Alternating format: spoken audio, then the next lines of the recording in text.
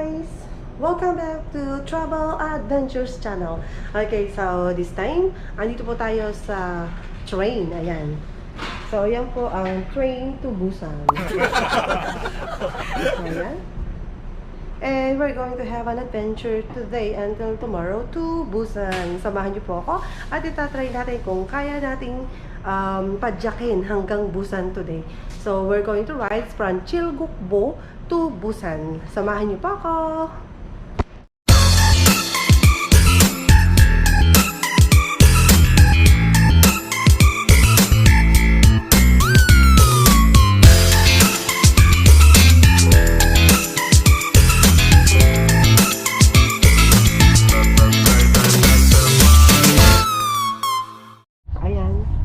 Time to go na, and time check, it's already 5:56 in the morning.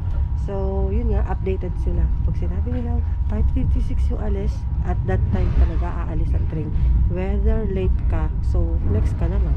Anyway, so go na tayo, matulog muna ako. Okay, so guys, andito po tayo ngayon sa DAY1 station, and pupunta tayo sa unang tatakan, which is Chilguk. Samahan niyo po kami. Okay, so yun nga guys, kaumpisa pa lang po ng rides natin papunta sa Chilguk na tatakan. And eto, makikita nyo, napakaganda. Sino bang tatanggi sa gantong area para mag-picture, diba? So, pagbigyan nyo na ako. Okay, so ayun guys, meron po tayong collection ng mga passport. So, sa mga nangangailangan ng passport dyan, bili na kayo sa akin. Meron ako dito, buy one take one. Yan, nandito tayo sa Chilguk. Ayan. Chilguk. So, we're going to go to the next page of this. Tatakbo tayo ng 36 kilometers. So, from here, 36 kilometer papunta sa Gangjong Goryongbo. Okay, so, tara na. Go, go, go, go! Tara na! So, ayun nga, on the way to Tatakan, yung palang area dito ay napapaliguran ng mga pinkish. Okay, so ayan siya. Ang tawag dito ay pink grass. Ayun, pink grass. Kasi nga pink, tapos grass. I did all together, pink grass. Okay? Anjoba. Okay, tara na, go.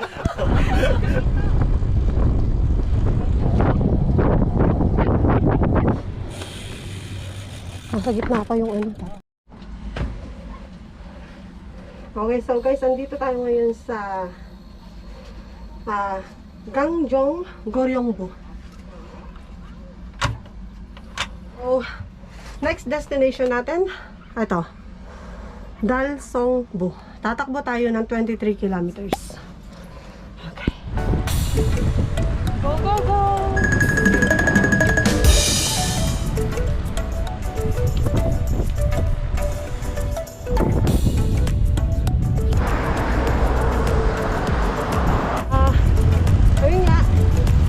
Medyo gutom na. Alas 2 na kasi. And yung mabulati ko sa tiyan, naghahanap na ng manganga. Kaya samahan nyo kami sa 2 kilometers ride. Go, go! Go, go, go!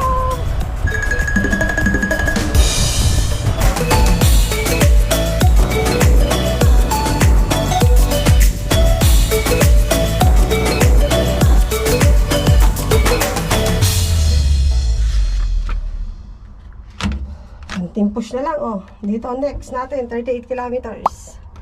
38 kilometers, tapos tatakbo tayo dito sa halfway para dito magpapalipas ng gabi. Konting kembuta lang, kaya yan.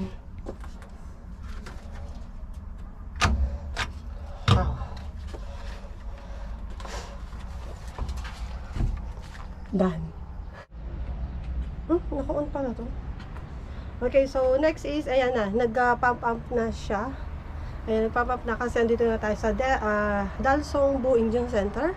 So, automatic siya nagpop up and then kiklik lang natin yung QR code.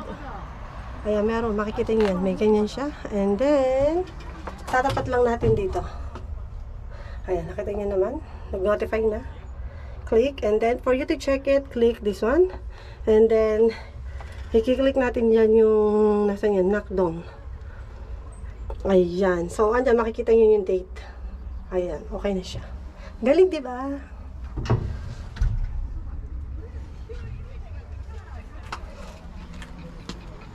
Tara, magkano muna tayo.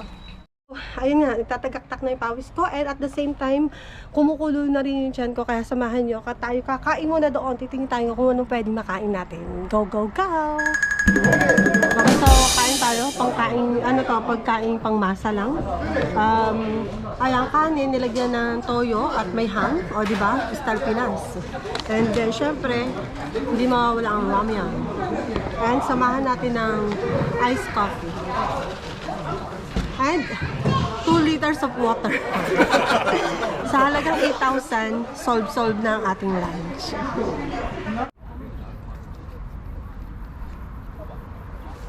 Along the bike lane, papuntang Hapcheon, ito yung nadaanan namin. So, syempre, hindi na naman maiwasan, hindi kayo stop kasi napakaganda ng mga bulaklak along the area.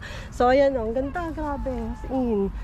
Ngayon ako nakakita ng ganito. Sa Seoul, hindi naman ganito kagarbo yung bulaklak. Pero dito, as in, may enjoy mo yung mag picture, selfie, ganyan. Kita nyo naman sa background, di ba? Ang ganda-ganda. Kasing ganda ko. Char.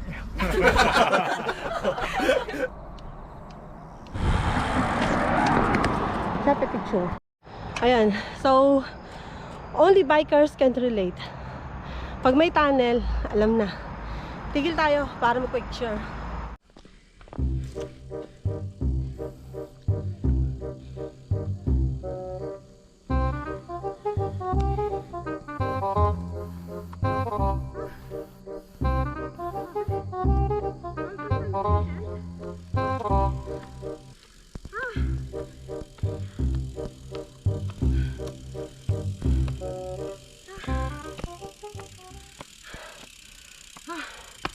Guys, walang masama magtulak. Pagod na yun. Tingnan nyo nga yung dinaan namin yun nung packet. 14% gradient.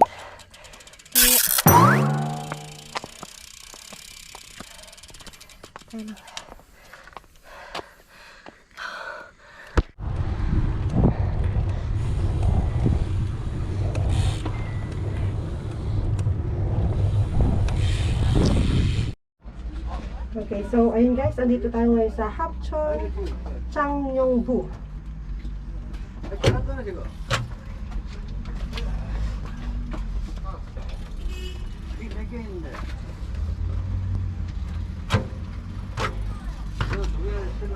Okay.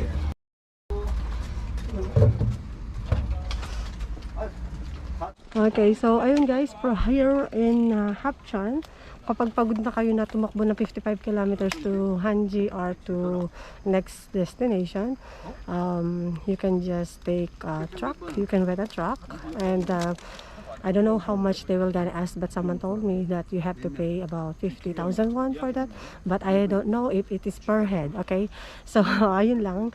So for you to be aware na kung ayaw nyo na mag-ride at pagod na kayo, pwede kayo magpa-pick up dito. Okay, so yun lang. Okay, so ayun guys, way to Namji, and we're going to do a ride through the highway. Okay, so let's go. Go, go, go. Okay, so mga katravel, kwentuhan muna tayo. Grabe yung experience today. Sa highway ko dumaan, and then not even thinking na meron palang daan doon na yung parang yung parang ano bang tawag doon? Nalimutan ko kasi hindi mo ako nagda-drive eh.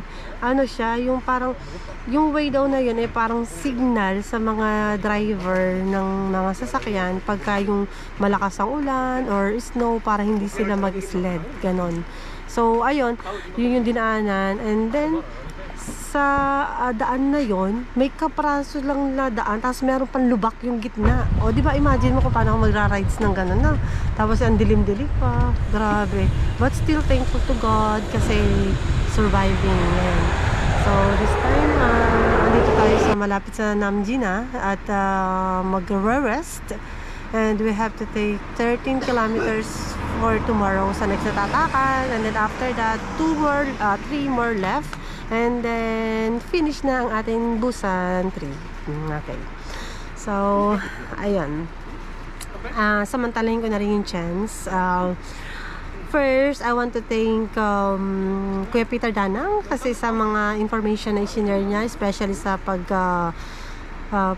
sa transportation, yun, kung saan ka sasakay, yung mas malapit, ganyan. And then sa along the bike lane, and kung yung mga ibang hindi ba shortcut, but anyway, kasi nag-expressway kami, late na. About naman sa ayan, yun nga, sa ibang mga information about sa bike lane or na mga nag-share katulad ni Sagi, si Joe, maraming salamat sa inyo. And si Kuis, maraming salamat din sa'yo. Marami ka rin ambag. Salamat sa talk. Okay, anyway. Kuya Ray, syempre, hindi mawawala at hindi pwedeng hindi pa salamatan si Kuya Ray. And sino pa ba? Baka makalimutan ko pa yung iba. Ayun, si Tonyo, salamat sa alam mo na. Salamat sa pamasahe. Si Jumil, salamat. Alam sa tawa ko, ano? Wala lang, na-enjoy ko lang yung pamasahe, libre. Kaso grabe, duguan yung way. And sino pa ba? Yung mga kasama ko sa Kapadyak na nag-ride sa Jeju. Okay, so hello sa inyo dyan, Yuri, Efren, and Aldrin. Okay, so ayun, tapusin nyo na rin yung Busan, Busan trip, okay, Busan tour, para at least ma-enjoy nyo rin at ma-experience yung aming mga na-experience. Grabe, as in, nakakatuwa at iba yung feeling na marami kang nalalaman, na-experience na good and bad along the bike lane. Ayun, yun na yung advantage at disadvantage ng pagbabike talaga. So, ayun. So, mga ka-travel, thank you for listening sa aking ilang minutong pagsasalita. Bye! Mga ka-travel, pahabol niya pala. Abangan nyo nga pala yung aking day 2 ng adventure ko along Busan Lane. So, this time kasi day 1 to eh. Day 1, nanabutan ng late night. And tomorrow, need to wake up about 5 in the morning para mag-start na ulit ang padyak at matapos na at makapaggala ng konti sa Busan. I-enjoy na yung rest of the day sa Busan. Okay, so, ano pa ba? Okay, so yun na. Tapusin ko na rin yung vlog ko today sa aming day 1 adventure here in Busan.